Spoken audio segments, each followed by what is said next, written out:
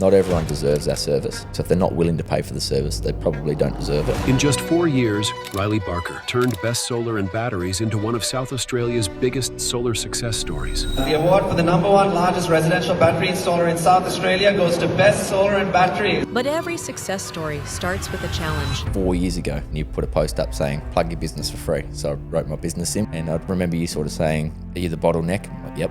Despite being short-staffed and running a business that depended entirely on him, Riley chose to attend Michael's event. I did the 3 days with you, and then you asked me after, what do you think? And I'd learned a lot about myself over those 3 days. What he learned there inspired a bold hiring approach that most business owners wouldn't have dared to try at that stage. I tell people the bad things about the job, not the good things. If I just sugarcoat it, it's just a waste of my time. Yet despite its tough approach, it's the very reason the company has grown so quickly while developing exceptional people along the way. Watching people like be able to afford to move into a new house or a nicer car. First year, you're sort of mingling around $1 million or so. When we last caught up in Melbourne, I think you were doing about $1.5 million a week. So how do you attract those types of personalities? How do you figure it out? The way I did it. So when you started working with me, did you think that you would be where you're at now, having property development, your successful business, now you're a shareholder in Sustainable Concrete as well? Could you imagine this back then? Or like run us through the process. Like what was your thinking back then to what's your thinking now? I think I've always been extremely ambitious. So I've never put a limit on what I can and can't do. And I do think that we're just starting to scratch the surface on what's possible anyway. So we're by no means done, but did I plan it out this way? No. So yeah, it's nice. You came to, I guess, a coach, right? And I don't know, how did you originally come across my work? It's just after COVID. Yeah. And I was following you on social media, I think it was, and you put a post up saying, plug your business for free. So I wrote my business in, which I'd only just started 3 or 4 or 5 months earlier. And then you messaged me individually, DM, and sort of said, do you want to come along for a free trial? And back then you were offering full 3 days. Yep. And I think Christy came with me as well, and she actually got COVID on the second day. So she stayed in the hotel room for day 2 and day 3. But I did the 3 days with you, and then you asked me after, what do you think? And I'd learned a lot about myself over those 3 days, and it had rattled me to the point where I sort of said to you, I think I need to do some one-on-one before I make any decisions. Yep. So we planned a one-on-one for the next week, and that went for an hour or two, and then you sort of basically said, I'll credit that. I'll either charge you for those couple of hours, or we can just, sign up for the year, and I'm glad I did. Yeah, awesome. That was 4 years ago, I reckon. And so back then you were doing what, around about $1 million? Not very much. You were on track for about $1 million for the first year, or? Yeah, $1 million or $2 million, something like that. It was pretty early days. I think it was 4 or 5 months in. So I think by that stage we had a couple of girls in the office helping us, maybe one salesperson and a couple of installers around that sort of size, maybe a team of 5 or so. And I remember you sort of saying, are you the bottleneck? I'm like, yep. Okay, well, I think you asked me a question along the lines of what do you need to do what's the main thing that's chewing up your time? And I said sales. And you sort of said, how many salespeople would you need to hire to replace yourself in sales? And I said, probably 5 or 6.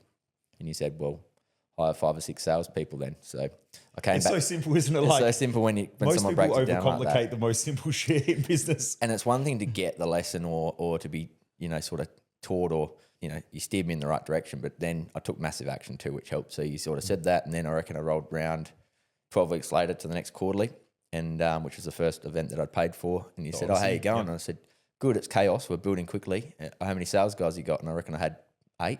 Yep. So I think I had 1 or 2 when I was chatting to you, and I reckon I hired another 5 or 6 or 7 over those next 2 or 3 months. So not for the faint-hearted doing it that way, but you will definitely get results. Yeah, and you definitely had massive nuts to be able to do it. And I think in order to scale a business successfully, and, I apologize for the women out there because I don't know what the analogy is for the female equivalent of it, but I think you need to have pumpkin nuts in order to scale, because you do have to go hard. And, my philosophy is if you want to juggle lots of balls, you got to throw them up as high as you can, as hard as you can, and then grab them and then peg them back up as hard as you can again as well. And I think most people just juggle way too small, and they throw the ball up just a little bit, and then they can only really handle juggling 1 or 2 things. Yep. What I've noticed is you have a habit of just, if you want something, you go super hard at it. Like you push it to the limit, but that's also created growth. Mm. Now you said first year, you're sort of mingling around $1 million or so. when we last caught up in Melbourne, I think you were doing about $1.5 million a week, and then you were saying, there's sort of that. What has led to that growth in that period of time? Like, run people through who don't know who you are, or don't know what you built. What are some of those key things that you've learned and those key steps to scaling a business that you could share with people? Yeah, I think there's different styles to scaling a business, I guess. So the way I did it isn't for the faint-hearted, like I sort of mentioned. So it's very much at the start focused on winning business and winning market share. So that's anything related to doing an install or doing, winning a sale. I invested heavily in those areas, but I didn't necessarily invest heavily in back-end overheads at that stage, e.g. managers and stuff like that. So I actually had 30 staff that reported to me direct before I hired my first manager. And then I hired him, and within about 3 months, he told me that I was borderline insane if I thought we were going to do it with 2 people. So we ended up, then fleshing out that mid-tier management and then after that, combination of management and office staff. But for the start there, I ran it really lean with the support around me, other than people that were winning work or installing it, kept the overheads down, which allowed me the ability to consistently, I didn't have many overheads, so I could reinvest all my profits into buying more vans, which equals more revenue. So I would, I paid for everything up front along the way. I didn't, get any loans for anything. So I think that was a good barometer. If I could afford to buy the new van in cash, then I could afford it, as opposed to just running out and getting a loan, which is pretty hard in your first couple of years anyway. Yeah, so I think that's one style where you can sort of run it really lean and you be that operator that's doing everything. It is challenging. You need to be in the right stage of your life to do that. I think doing that with a young family and kids would be quite challenging because it does require, they're big hours. They're like 15-hour days for years on end, realistically, which most people can't handle. The other way you can do it is where you build out your management and your office staff first, and then you win your work. And that's fine, but that's going to require a lot of overheads doing it that way. So there's an element in risk to doing that. So I think it's either you got to have that hustle mindset and you're bringing on revenue and you make some really good money, but it's going to require a lot of manual labor from your early days and being in the middle of all of it, which can be good because you can learn what works and what doesn't. But you need to be able to remove yourself as quickly as possible from that as well. And then, like I said, then you have that the other side where you build the structure out first, and then where we are sort of now, where I try and get a balance of both. So it's not, if we've got a department and we think we probably need 6 people in that department to build it out, for example, we might hire 2 or 3, which is still quite an investment over the course of a year when you haven't got any revenue coming in from that just yet. But knowing that, okay, how can we do this and have some sort of support that doesn't require me to get involved in absolutely everything again and sort of meet in the middle there. So I think it depends what sort of industry too. What does day-to-day look like for you now as a leader in the company? So how many staff all up now? Around 70, I'd say. So that's probably 50 here in South Australia and 20 overseas in our Philippines business. And that's in Best Solar and Battery? Yeah. So Best BPO Support and Consultancy, which is a business in the Philippines that I own. They do consultancy work for Best Solar and Batteries. Yep. And then you've also got your property development company as well. Yep. How many staff? I've got 2 project managers that are on as consultants, essentially, like a profit split. So okay, yeah, they help me with it. Yep. Yep. What do you think holds so many people back from scaling? Because I know, like, we've had this conversation as well, and there's probably a lot of people in here who want to scale their business, but they put it off. Like we've had conversations, and you've even mentioned that you had a few people that you sort of sent my way. Some reach out, some don't. What do you think is the thing that holds most people back? Like versus how do you do things differently? I think one of my strengths is I'm able to delay gratification. Mm-hmm. And what I mean by that is I don't buy things that I can afford even though I want them, for example. So I'll regularly set myself goals of, when I get to this revenue, or when I start this business, or when I first pull my first lot of profits out of development, I'm going to buy the car I want, or upgrade the house, or go on a holiday, or whatever it may be. One, having the ability to at least wait until that milestone, but then when I get close to that milestone, sometimes I'm like, nah, not yet. And it gets pushed back again. That Lambo 4-wheel drive's still hanging on, isn't it? That's it. Like, can I afford it? Absolutely. But can I roll that money into a development that will make more money over the next 12 to 18, 24 months? Yeah. So can it wait another year or 2? Yeah. What do you think drives you? Because it sounds like money's important to you. is it the money that drives you, or what is it? Is it the opportunity? Is it the people? Is it like what? I think a number of things motivate me. Money for me is just a scorecard.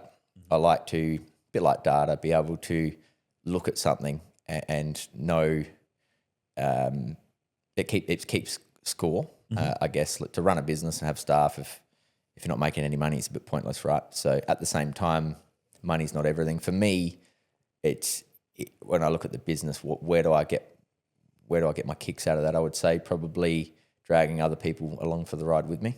So, and understanding that, like, what I mean by that is we have some pretty good staff, some very good staff in Best Solar and Batteries, people that do really well and own their space. And I think me personally, I get kicks out of helping people get the best out of themselves. That doesn't mean that everyone has to be a superstar, but for me personally, I enjoy helping someone come into the company, flourish under our environment, whether that be culture or structure or the support that we give them, whatever that is. And we'll regularly get that feedback from people. So I think for me, that's rewarding, and watching people go through the gears and go from a company where they're struggling, come into our company with more structure, and then, hit a milestone, what they want to make for the year for the first time in their life. Like, I use $100,000 as an example for, I've had some staff that have told me that's one of their goals, and they're on a performance-based role and they then achieve those goals. And for me, that's where I get my kicks, I think. Yeah. That's awesome. Yeah. And we've been fortunate enough as well to have some of those staff come to our events and things like that. Yeah. It's good to see the growth as well. When we first started working together, you had a certain style of leadership. What do you think's changed between the leadership you had back then versus your leadership now? What's the difference? What have you learned? How do you handle the problems and the frustrations of daily operations and things like that then to now? Yeah.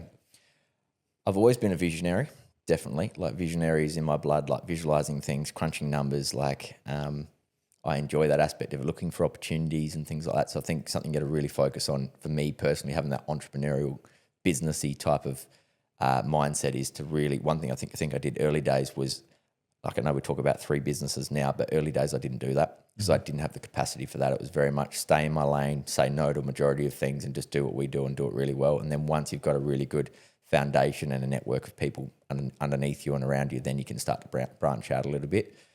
So I think that really helps. What was the original question?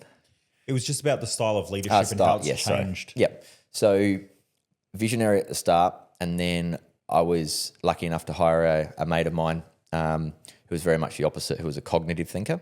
And we've done a lot of work on that together in regards to visionary versus a cognitive thinker. And if you don't know what one you are, that's probably where you need to start putting some attention early in your business, understanding which one you are. So a visionary can, we want to go to the moon. That's fine.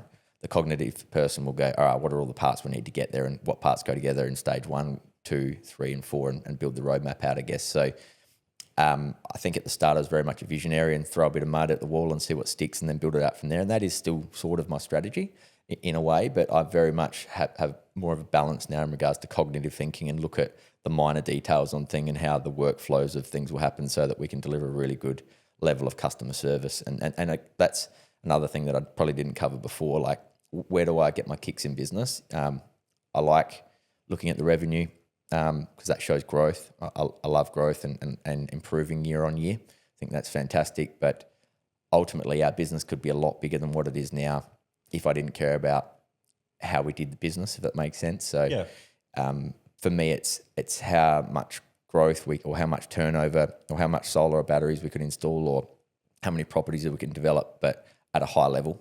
Yep. So for me, it's quality over quantity. But yeah, try and get that quantity as high as possible while maintaining that high level of customer satisfaction or high level build or,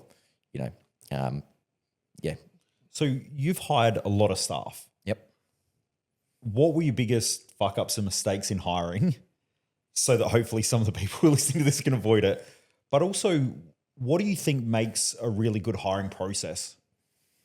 I think you're always learning in that space. So I've obviously hired, well, all of them haven't been directly hired by me, but I've definitely hired a lot of more people than others. But I've hired 70 people. Some people have hired 700. Some have hired 7,000. So I think I've learned a lot of lessons along the way that help, but also I've got plenty more to learn, I think, as well. So like really understanding what you're hiring them for and what they're going to do. I know you sort of talk about what the problem is and trying to solve the problem, but for me, it's personal mentality is I like to get the best out of myself or somewhere close to. So if you're going to hire someone, that you can have a company culture written on the wall, etc. But ultimately, they've got to vibe with you, I think, and your business. So for me, that means like I like to look as the glass half full rather than half empty. So if you look at the glass half empty and you're in my business and you manage to get through that interview process and you interview well and we hire you and then you're a glass half empty sort of person, those people might last 6 months or 12 months or a year or two, but eventually they're going to get sick of listening to me talk about how the glass is half full, for example. So that would be one example. Again, me wanting to get the best out of you. If you don't want to get the best out of yourself, again, that's not going to align. Yep. So things like that. And that can be hard to determine in an hour interview with someone as well.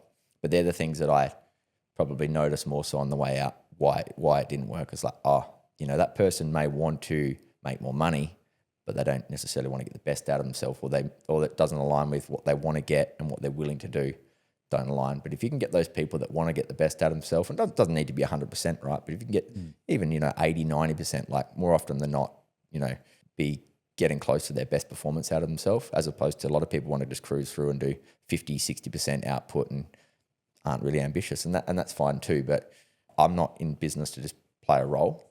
So we try to not hire just for that, generally speaking, because when I come to them with a new idea and I'm energetic and they're like, that's outside of my role, eventually those they're going to clash those personalities, right? So, yeah. How important do you think it is to have those types of people in the organization, especially like everyone goes through their peaks and troughs, everyone has their emotional highs and lows, and as business owners, we have it. Do you think that building a team of people who have that sort of energy and that intensity and things like that push you to be better as well as a leader? And like on your days where you're like, you know what, we could just sort of cruise, and they're like, nah, man, we got shit to do. Do you think that that's super important as you scale a business? Yeah, I think you are who you hang around for sure. And I think I'm very protective of that too. And that's why I say it comes back to like, if we're just going to focus on the negatives of business, it's going to be a long and painful. There's a lot of them. Yeah, there is. So yeah, definitely having people around you that have that same sort of optimism and that can-do sort of attitude is really important for me.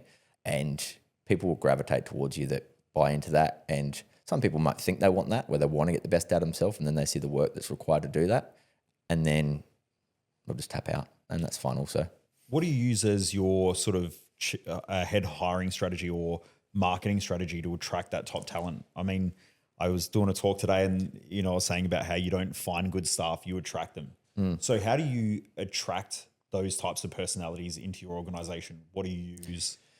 How do you test? How do you test? How do you measure? How do you figure it out? Obviously, I've had a lot of advice from you in this space, but I think it all comes down to culture, right? So a lot of the hires I'm not involved in now. Probably there are some still, but I think that's probably an important part for me is I'm a bit like yourself. I like to coach people. I like to see the best in people and give anyone an opportunity even if they don't deserve it. And I think over the last couple of years, I've started to get some measures in place so I'm not dealing with people direct, and there's some gatekeeping going on. So now when we're running ad, it'll get vetted by someone that's a professional in that space. And then there's two girls in our company that will handle that now, and they'll come to me for advice sometimes, or the general manager. And if not sure, then I can, have an additional phone call or whatnot. But I think you got to be really careful and know yourself personally. Like if you're someone that likes to see the best in people and wants to coach people, is that really the person you want to hire rather than someone that's already got the skill set? Because I've made those mistakes where you're hiring people. Me too. And I find another one too is hiring the right person at the wrong time. Yes. Can be quite tricky, and you can't discriminate either, but it can be a little bit tricky because if someone's got a lot of emotional turmoil going on outside of the business, depending what type of role it is, right? Some are more relentless than others, but that can be a bit of a challenge too, because I think we've had times where it might have been their personal life got in the way, and then vice versa. The other time it's just a stage where we had a really good person that required structure in their life, in their work life, and we might have been in a high growth stage and we couldn't give that to them, and we've lost people like that along the way as well. So sometimes the timing can be on our side, sometimes it could be on their side, and that's just life, right? I think that with my partner too, the age I met her at, I was ready and probably, to have a partner like that. But if I met her 5 years earlier, we probably wouldn't be together. And we, that's just a timing thing, and that's life's sliding doors moments. It is it's great that you bring that up, because I think that is so important as well. Like, I've hired some great people that just haven't worked out, and it was just the wrong time, or they wanted something that we couldn't offer, but they were there, and I thought, we'll make it work, and it didn't. But then there's other times where you want someone to work and they just don't work out. And I think that you mentioned something that's really important, because that was a light bulb moment for me only recently. Is it because I love coaching people and I love developing people? I tend to hire people and I go, I can see the best in them, but you're not paying to see the best in them. You're paying for them to do the job. Yep. And I see so many business owners who do that. Did you do that in the early days as well? Where definitely. Because you're a weapon at sales. Did you hire people in the sales team where you're like, I can develop them into how I want them to be, and then you end up just giving all your time to them, and then the business lags? Yeah, well, I think the first 30 staff I hired, it was probably 30 out of 30 that I tried to get hired, or very, very close to, because I used my sales skills and I talked them into it, right? But ultimately, over time, if they're the way they're made up and what's important to them is not, doesn't align with us, or vice versa, e.g. like hiring people that want to, don't want to do full day's work, for example, or something along those lines, but want to get paid full-time wages, those sorts of things. I can talk people into that and they come over, but, it doesn't last long, right? 12 months, 18 months, and yeah. How do you filter that through the interview process?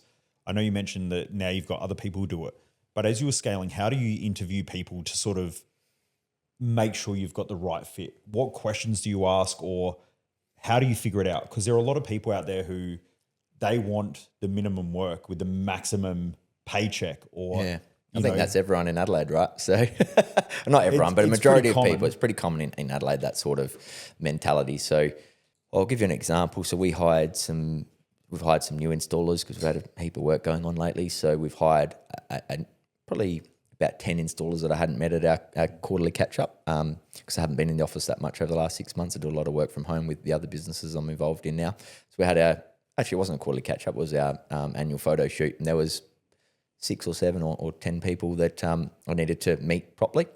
So sort of met them, just had a chat to them, and I guess for me, I wasn't involved in that hiring process at all, but when I catch up in a group setting with everyone, I'm always just talking about the company culture. So just sort of saying to them, like, these are the things that are important for me, and this is why, and I've got great faith that you guys sort of align with those. Otherwise, the people that are vetting you wouldn't have hired you in the first place. But at the same time, I'm not going to let up on this, like, treating every house like it's your own, treating every client like a friend or a family member, that, taking pride in what you do, focusing on the 1%ers.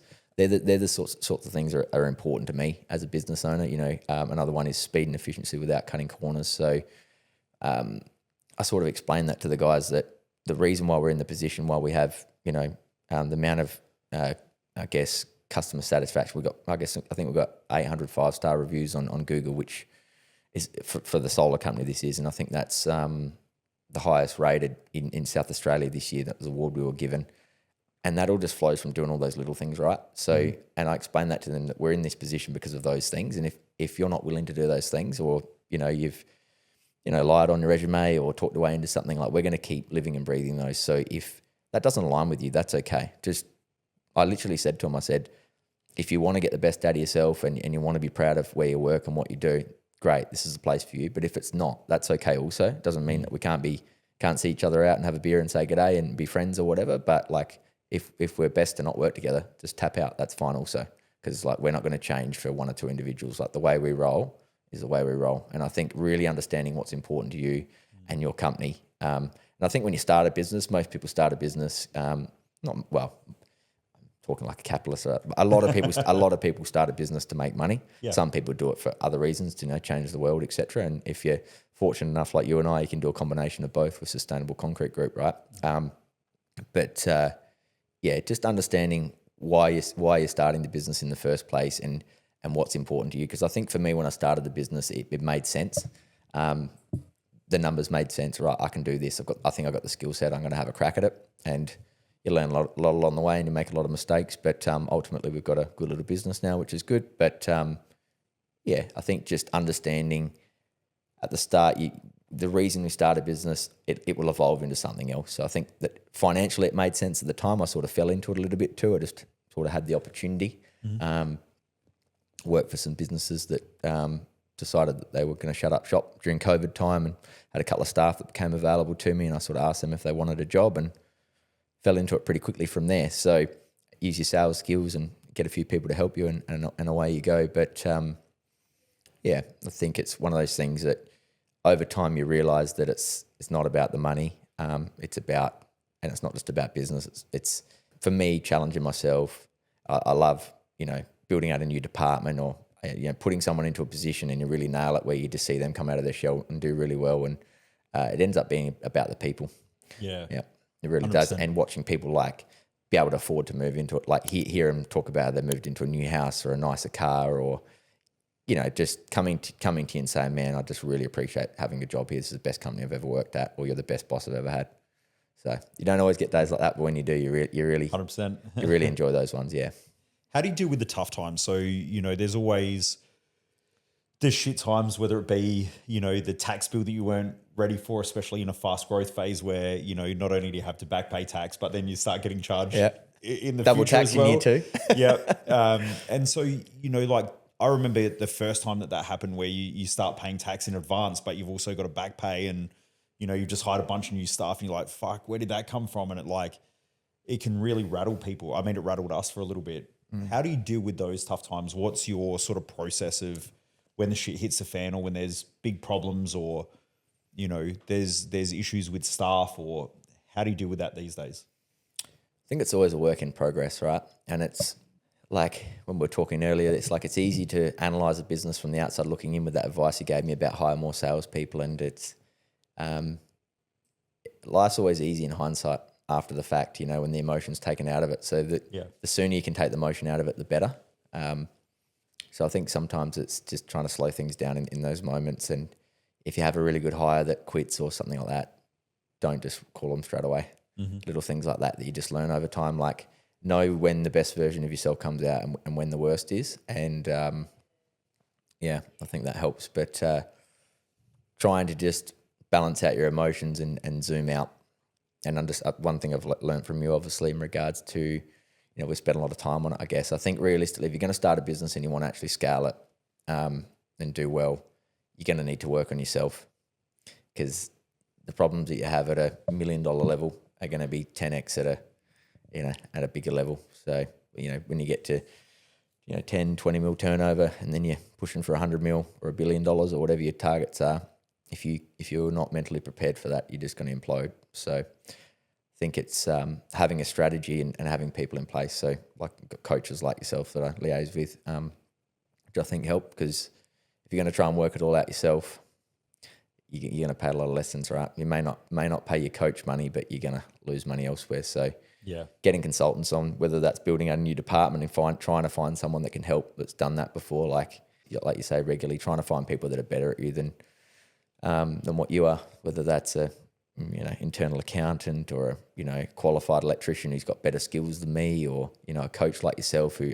can teach me those skill sets, or I think it's really important. So what do you think about the community? You've obviously been a community member now for a fair while, and you've seen certain people come and certain people go, and you spoke about this before, that some people come into our community and you sort of see them, they sort of come in and then they go, versus those who have been in the community for a while, and you see this huge trajectory.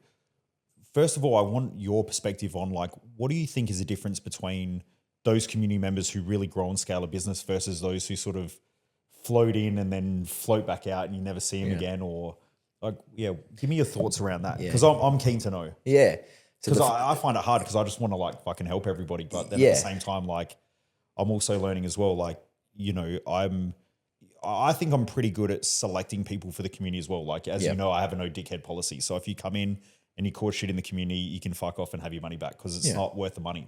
Yeah. But it's got to be the right fit, right? So I say to my staff in Best Solar and Batteries regularly with solar consultants, I say, you got to understand, not everyone deserves our service. So if they're not willing to pay for the service, they probably don't deserve it. And that's fine. We're not the cheapest, we're not the most expensive, but we're going to do what we do to the best of our ability, and not everyone's going to respect that. And that's fine. That's okay. And a bit like when I've, you know, made introductions, some people I've put onto you, for example, and you and I both know it's going to help them, right? But then they ring me up and want me to talk them into it. And I'm like, that's not how it works. Because ultimately I already know that you're a salesman in yourself and you could talk just about anyone into it if you wanted to. But they've got to join for the right reasons, right?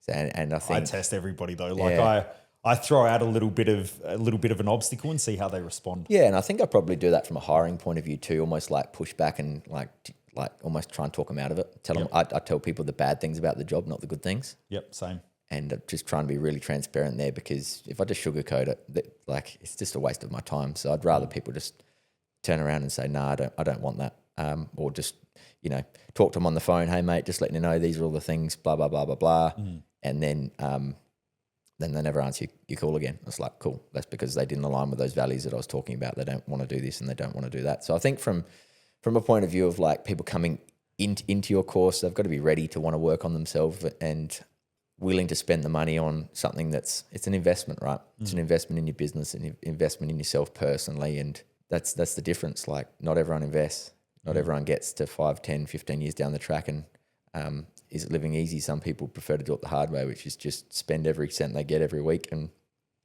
with no end in sight. So if you can find a way to invest in yourself, I don't think there's be too many people that have done your course that would regret it, but each to their own, right? So for everyone that doesn't do it, one of their competitors will, and that person will, not necessarily, but more than likely.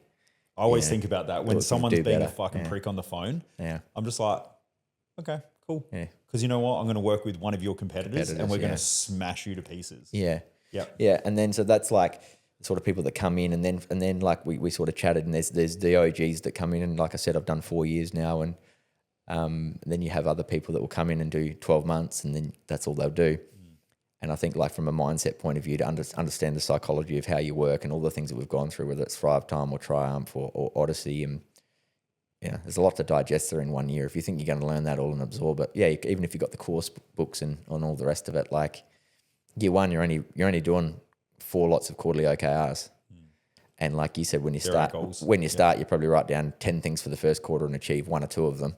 Yep. So really, how much do you, like, I think people overestimate what they're going to do in 12 months and underestimate how quickly 12 months goes past as well. And I think that's the sort of a thing, isn't it? It's like, if you're only going to do it for 12 months and think you've mastered mindset or, personal growth, it's like looking after yourself, like your health, right? It's like eating healthy for 12 months of your life doesn't really achieve much, right? You got to do it year on year and keep trying to grow and develop. And I'm not perfect and neither are you, but hey, what are you saying?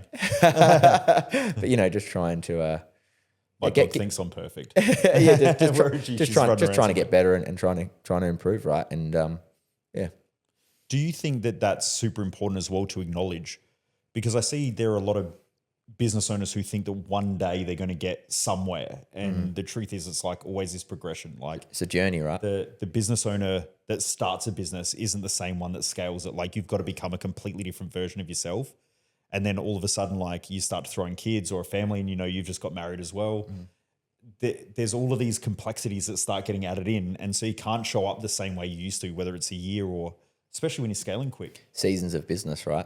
Yeah. So I haven't got kids yet, but that will be another challenge in the future if, hopefully anyway. So, and I think that was one of my advantages in bootstrapping the business from, 0 to 20 mil inside of 4 years, realistically, is I had a partner that's, supports me a lot and Jess does the same for you, that like you need to find someone that's going to align with, and even if they don't have the same goals as you, at least support you and understanding like why you do it as well. So everyone has different love languages and things like that. So for me, I'm a provider. So that's something that's important to me, to be able to, give my partner the best life possible, and, potentially our kids down the track and family and friends and stuff around you, and be able to do experiences and bits and pieces like that. So I think understanding that and having someone that understands that as well is really important. So, it's if you don't have 100% support from your partner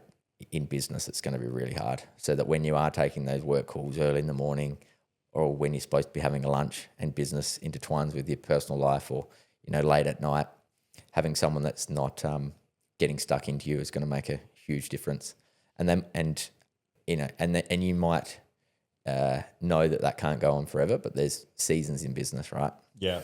So 100%. and it's, if you're going to have a hard season in business and then have a partner that's not backing you up and going to be getting stuck into you when you're doing extra hours to try and make things right so the business doesn't fall in a heap, then that's going to make it 10 times worse. I see it all the time, and it just becomes, it's almost for some business owners, it's like they're fucked if they do and they're fucked if they don't. And so there's like, it's a lose-lose situation.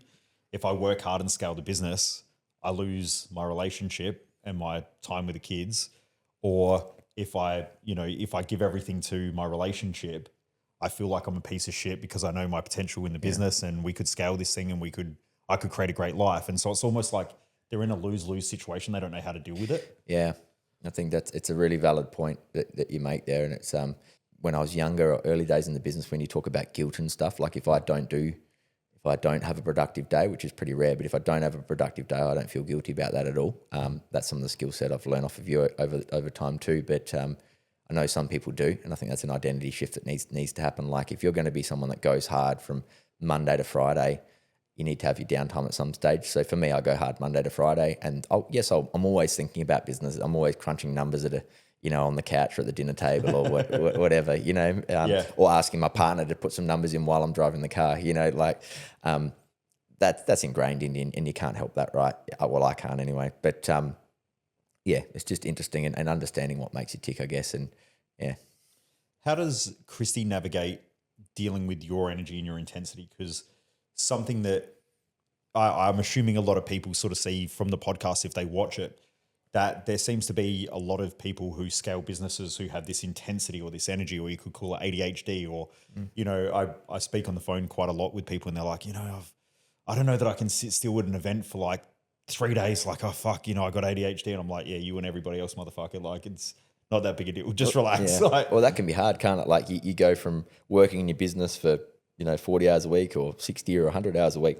Then you get sat in a room where you're used to talking all day, every day, or sending emails and doing this and that. And then for 3 days straight, you just got to sit there and self-evaluate yourself in your business and listen to someone else when you're usually the person that's, dictating to everyone else. So yeah, that again requires growth, right? And I try and be as present as I can because obviously it's during work hours and sometimes things will come through in work that'll, there's things that you have to do while listening to you at the same time. But I think the more present I can be and the less things that are happening in the business, I think that shows growth for me too. I remember at the start was a lot. I had to walk out of the room every 20 minutes. 100%. Yeah. I was like, put me at the back so I don't interrupt your class. And we obviously talk, we've talked a lot about working in your business and then working on it as well. And that's something I learned from you. Like when I was doing that grind stage, I was working in the business for 8 to 10 hours a day, but then I was working on the business for another 5 or 6 or 7 hours a day because I knew that the only means to, and if I just rolled up and worked in the business for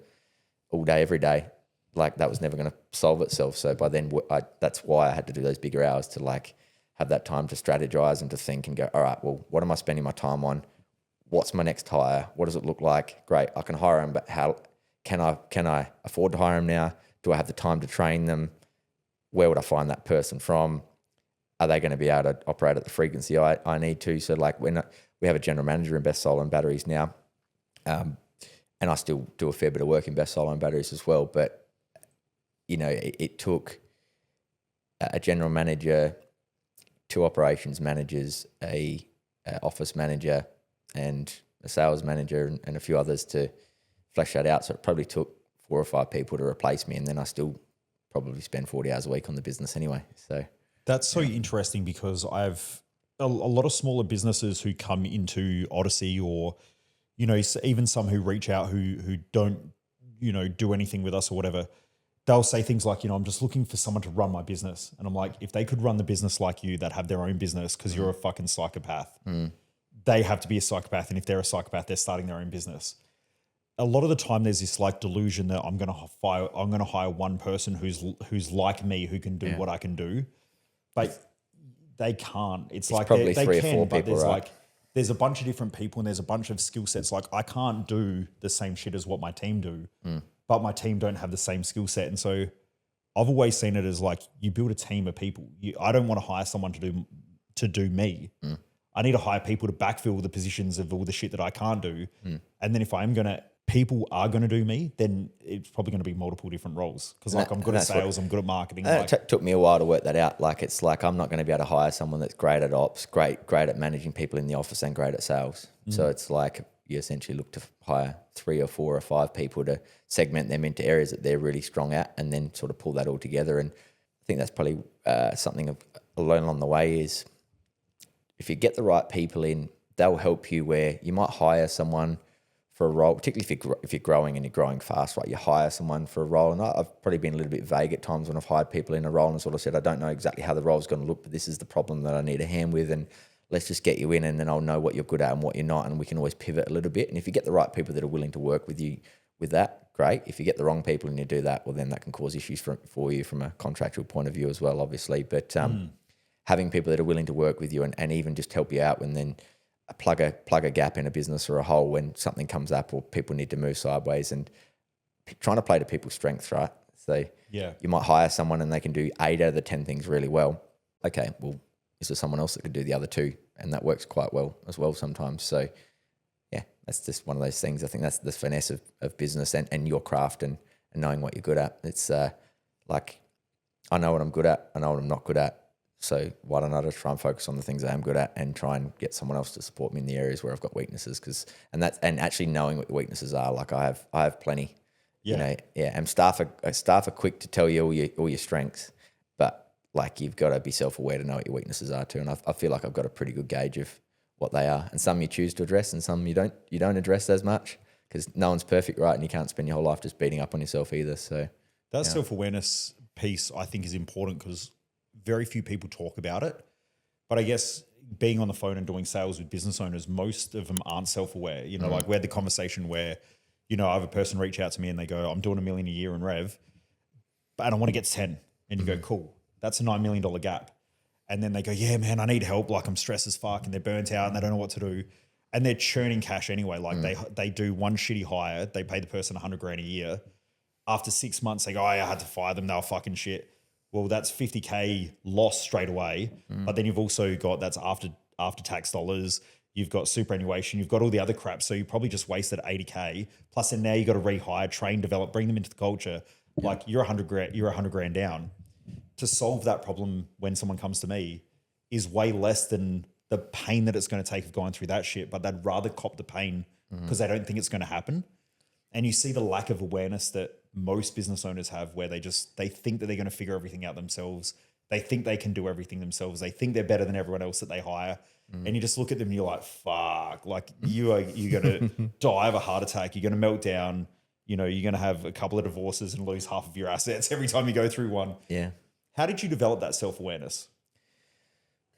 Through lessons, I guess, from learning the hard way. Like it's fine to build a business to whatever level you want to build it to, or where we're at now is not where we want to finish up. We want to continue to grow it, obviously. But, you know, like we outsource some of our accounting now.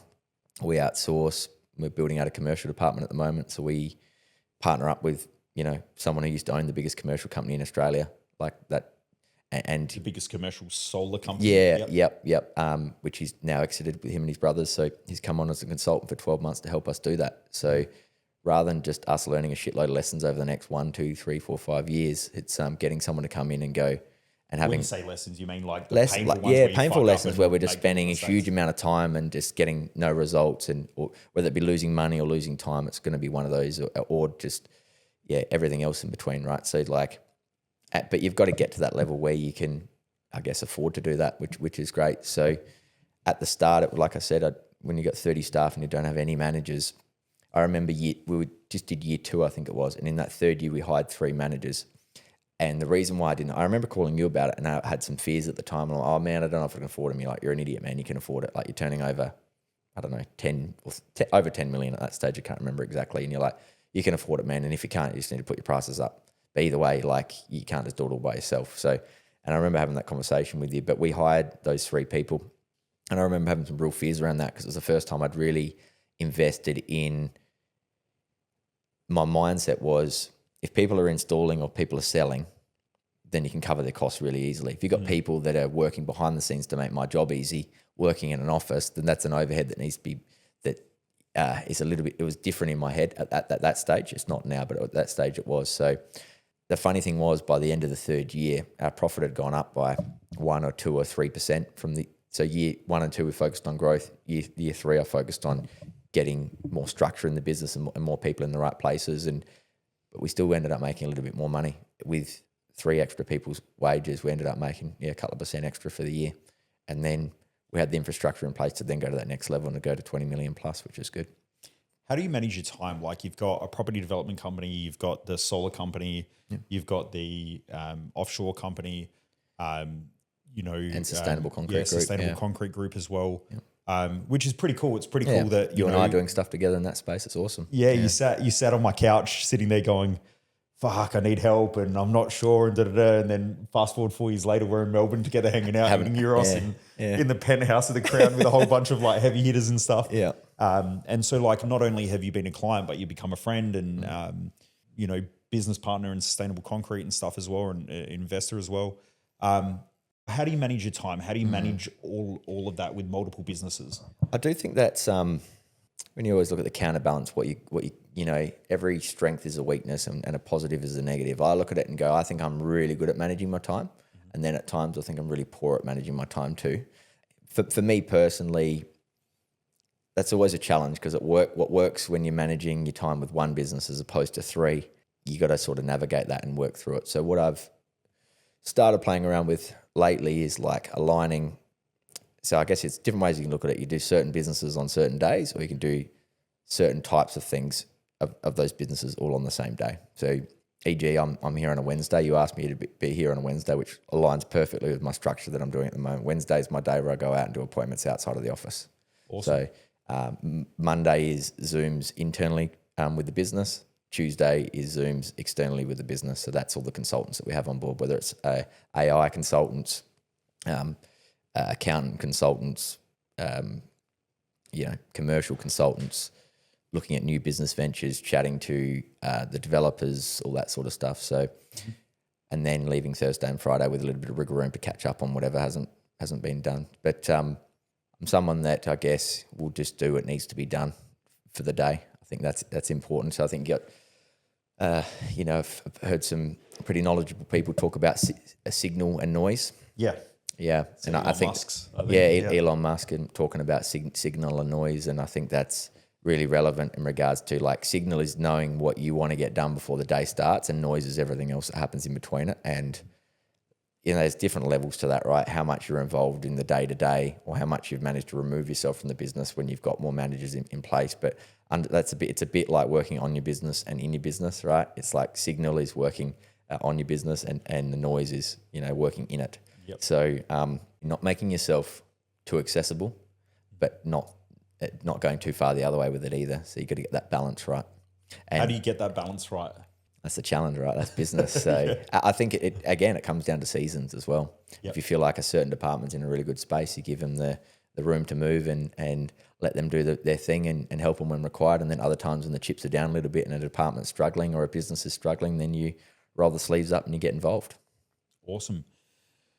There are lots of small business owners who listen to this podcast, as well as, I'm always blown away by some people who say they're listening to the podcast when I meet them and their businesses are fucking massive. What would be a piece of advice that you would give to a small business owner that you wish you knew when you were small? I think something I've heard along the way from, I think it was Alex Hormozy who said it, that in the weeds in business, that sort of $1 to $5 million or $1 to $3 million, depends what industry I think, but like from a revenue point of view, the weeds there, that's probably, it's a really hard place to be. And the sooner you can come out of that space, the better. And the reason for that is during that sort of phase of your business, you've got a lot of problems, but you don't have the resources to help you solve it. So you're solving a lot of things yourself. So I think the thing for me is, I would say to people that are starting a business is try and have an idea of how you're going to scale things. So it's like business is pretty, I like to break it down into mass realistically and work backwards and go like, all right, so what sort of revenue do I want to make? What sort of profit do I want to make?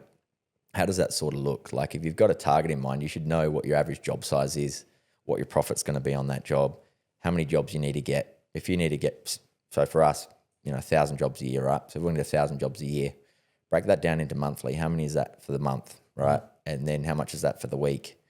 And then also look at like, okay, so what's our close rate? We're not going to win every job that we quote. So what's our close rate? Is it 1 in 3? Is it 1 in 5? Know that. And then you know how many opportunities you need, how many times you need to present or quote, and then peel back from, okay, well, how many leads is that?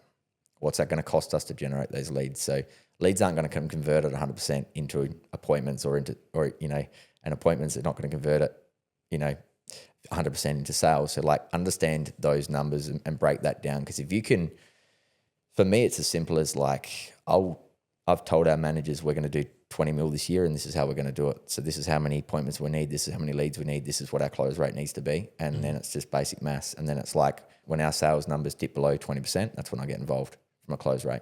That's awesome. I think that that's something that's really important. Like a lot of really good business owners are always saying like, know your numbers. Yeah. And I think that I got in the habit of doing it and I'm not sure if it's something to do with sales or marketing, but I'm always calculating that. Like someone will go, well, we've got a lead. And I go, yeah, but 100%. So like, what's our close rate? What's the open rate of emails? And so you're always calculating numbers and those numbers change depending on campaigns. And vice versa too. Like if your close rate's getting a bit low. So for us, if it gets below 20%, then it's starting to get low for me. But then if it gets high, it depends what industry you're in, right? Every industry is different. And if you're the only salesperson and you're owner operator, you need your close rate to be like 50, 60, 70, 80, 90%, right? Because there's only one of you. But if you're like us and you've got a sales team of 10 to 12 people, if we were closing at 80%, and we're doing 110 appointments a week and we can only install 25 or 30 anyway, those numbers don't check out. So it's like just getting that balance right. So, and the market will determine what you can and can't charge and how much. For us, it's about how much value we can pack into a system at a price, right? So what they pay and what they get, and that gap in between is value for money. And I think that's, for us as a business, that's why we're so successful. We're not the cheapest, we're not the most expensive, but for what you pay and what you get, that gap in between, I think we represent as much value as anyone in South Australia. And for me, I think that's a really good philosophy to have in business. Like it's just offer more value than your competitor and know what you really want to stand for. For us, it's just good old fashioned customer service, really. Like we try and we're not perfect, right? But we, more often than not, we roll up on time. We leave the site clean. We're really open and honest and transparent about what is achievable, what isn't. We do work to the best of our ability, and if we make mistakes, which we do, but the reason why you won't see people bagging us online about those mistakes is if we do make a mistake, we'll own it and we'll make it right. And you would think most businesses are like that, but they're not. I agree with that. Yeah, reputation is everything. Awesome, mate. Thank you so much for jumping on. This is your first podcast, Thank right? you. Where can people find you if they want to reach out or if they want to get in contact or they want to get in contact with the business? What's the best way? My name's Riley Barker. I'm on Facebook, Instagram. Best Solar and Batteries. You can find us online. Sustainable Concrete Group, same thing, Instagram, Facebook. Yeah. Awesome. Thank you, mate. Thanks for coming along. And thanks for being part of the community. Thanks for inviting me. Cheers, mate. Most people waste their life, and I just don't want you to be one of them.